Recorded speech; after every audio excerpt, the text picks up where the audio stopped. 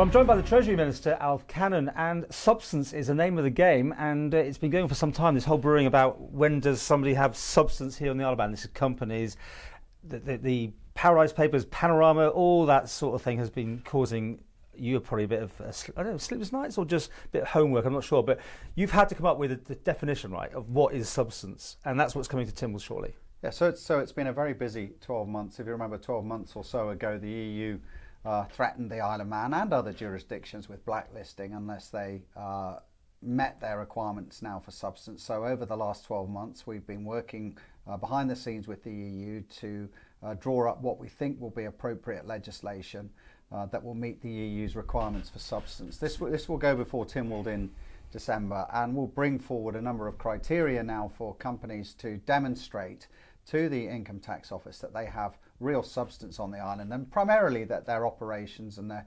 financial activities are driven from on-island activities. Okay, anyone could just say in 2 seconds, substances, have a building, do the work and all that sort of thing, but you're going to tell me it's been more tricky than that to actually decide what legally will clarify the Isle of Man companies for this.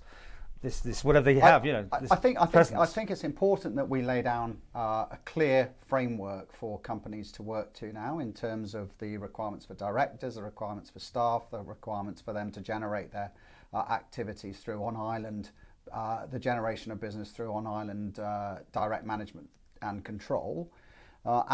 Clearly there may well be, as we progress this, one or two areas that need clarification, but the important thing is that we now have this legislation in place. Bring that forward in December.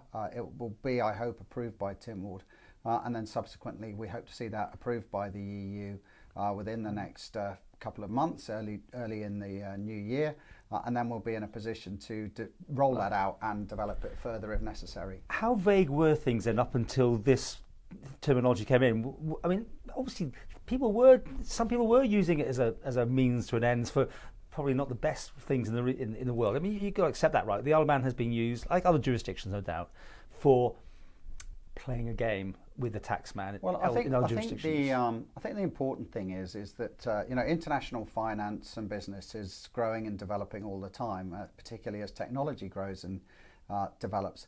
And the Isle of Man, I see it as being on a journey and working closely with international constituent parts to slowly improve the reputation of our financial services industry and also meet the standards, the new developing international standards. So what we're doing at the moment is taking another step forward in that respect, helping the island stay at the forefront as a recognised international financial services jurisdiction, but also deal with other issues, particularly around digital technology, digital transactions, e-gaming, e-commerce, that are slowly emerging as problems for the broader international community in terms of where the base of operations are and who pays what tax where. So these are all important issues that we need to continue to work on and develop, and this substance legislation is a very important step forward, I think, and will not only give the island greater credibility, but I think will hopefully attract more business to come and base itself on the island. Well, because my question was going to be, will we lose business because of this? I mean,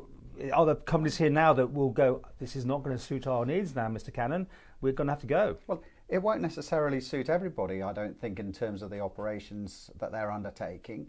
But I think, on the other hand, it may well give added weight to businesses who perhaps may be operating under different frameworks to consider perhaps bolstering their operations on the Isle of Man. So this could have a really positive upside for the island. And at the end of the day, we want to grow the economy and grow the economic working population. So this does actually give us a platform from which to do that. How damaging has it been, though, this whole business of having a bit of washing in public and all that sort of thing, and the media spotlight being put on the Crown Dependents? And I think we're all in the same boat, are we? I mean, were we different from Jersey and Guernsey? Or this legislation broadly mirrors what's happening in Jersey and Guernsey, and we have worked closely as the Crown Dependencies to take this forward. The overseas territory and their territories and their progress on these matters is slightly different. But in overall terms, I mean, some of the negative publicity hasn't been that helpful, and what you've found is a lot of people have reacted and judged the island on circumstantial evidence rather than on hard facts. And that's what we've got to do, is to concentrate on delivering the hard facts to people, continuing to work with the relevant grading organisations, if you like, those assessing us, to make sure that the truth ultimately is getting through to those who are making the ultimate decisions and benchmarking us and looking at us in terms of our overall commitment to the international agenda. Beneficial owners, let's quickly touch on that one. We've had all these people coming over for the MEPs and having a little look around, digging in, seeing what's going on. The overseas territories are going ahead with some sort of method of deciding exactly who is a beneficial owner. The Crown dependencies, though, aren't under that same thing. We've taken the position that we first of all we reacted, I think, very positively to the whole beneficial ownership issue back in David Cameron's time, to the 2015-2016. We have what we believe is a thoroughly up-to-date professional register that's easily accessible by those who are wanting to investigate any criminality or money laundering or terrorism. It's not a public one, though, is it? It's not a public one at the moment, and we've argued that this should be an international standard, and that we would be very happy to go on a public basis. What are you scared of? What's in there that's so worrying? Paul, can I just be clear? Because I think it's absolutely right. Because I think it's right that we've adopted that position at the moment, that we will move to public register if this becomes an international standard. Because what you do find at the moment, there's a lot of attention focused not just on the Isle of Man but other islands as well. We've taken significant steps in the last 5 years particularly, but in the last 15 years or so to, as I said, comply with not only international requirements but meet a number of international standards. And I think that from a competitive perspective, because we are in competition, we need to keep ourselves competitive as a business environment, as an environment to do business, that we also, where we feel it appropriate, argue back against the pressure that's being put on us. So we don't have anything to hide. The issue of beneficial ownership remains on the agenda. It remains under discussion. The recent visit from the European Parliament discussed that and a huge number of other issues, not just focused on the Isle of Man, but more broadly from an international perspective. And I think one needs to point out to, sometimes when you get these visits, that whilst the attention can be on places like the Isle of Man and overseas territories, Europe also needs to look at itself and its own performance levels as well. And I think that message was taken home by some of the MEPs. Same question I've asked already on the other thing, though. What damage can this do? What will people be? Will there be flight involved here with some of your people you know in companies that won't literally want those disclosures to be made public? I mean, is there a sector here that is strongly against the idea of having this everyone can have a look at? Well, no. Are you talking about beneficial ownership? Yes, I am. I think that, as I said, this is an issue that we keep under review. Nobody's kidding ourselves that it's not an area of pressure or it's not under discussion. I think the island needs to do what is right.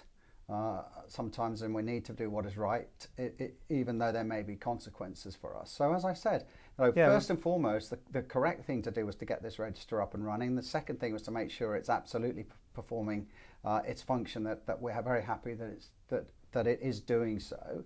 And thirdly, then we need to think about how this evolves in line with international expectations, and we continue to have those discussions. International expectations will be they want it to be a full disclosure, right? And at some point, there's more pressure we put on the Isle of Man to follow suit. Surely, I mean, it will happen. You're not saying it's not going to happen. We will continue to look at the situation, review our position on beneficial ownership. It's going to happen, isn't it? In terms of both the island's reputation and in terms of where the international community is standing on these issues. But our position is clear. It's very clear, in fact, that we would like to see this done in conjunction with international standards. But if we move first on these sorts of issues, then I think we would do so on the understanding that others were also going to move their position as well. Because you could lose business to other jurisdictions. Surely that's what we're going around in circle on this one. I think it's obviously because ultimately, in any sort of environment, there's always a certain flow of business in and out of a jurisdiction, and we see that not just in the Isle of Man. You see that in any jurisdictions. What I think the evidence, though, that we've seen in the last 2 years of this government is that business has really stabilised. We see some really encouraging business expansion, particularly within the CSP sector, where companies have expanded internationally, taken on other businesses. really growing and developing their brand. So there's a lot of positivity around, Paul, and Good. I don't want this just to be seen as a negative step. Actually, we think these are positive These steps. are valid forward. questions. I mean, for instance, if it happened tomorrow, what percentage of your income would disappear? I mean, would it be a sizable chunk of money could go off to other jurisdictions? No, I don't think so. No. I think at the end of the day, look, we've evolved and we've developed and we're continuing to evolve and develop, and I'm very happy with the levels of application that are being applied by our businesses in terms of their attention to beneficial ownership, to due diligence, to money laundering, to terrorism, and this is filtering through in terms of the information that's subsequently being put through to the intelligence agencies, the economic crime unit. So we're making making all the right steps forward, right? That aren't damaging our business. They're actually improving it, because every step forward makes the Isle of Man a better place to do business. Yeah. So actually, the overall, I would be really worried if every step forward saw a fracturing of our business community or money disappearing off the island. I think actually the evidence is that we're building a stronger financial services community, we're building a stronger economic base for ourselves, and more broadly, it's having better benefits for the island.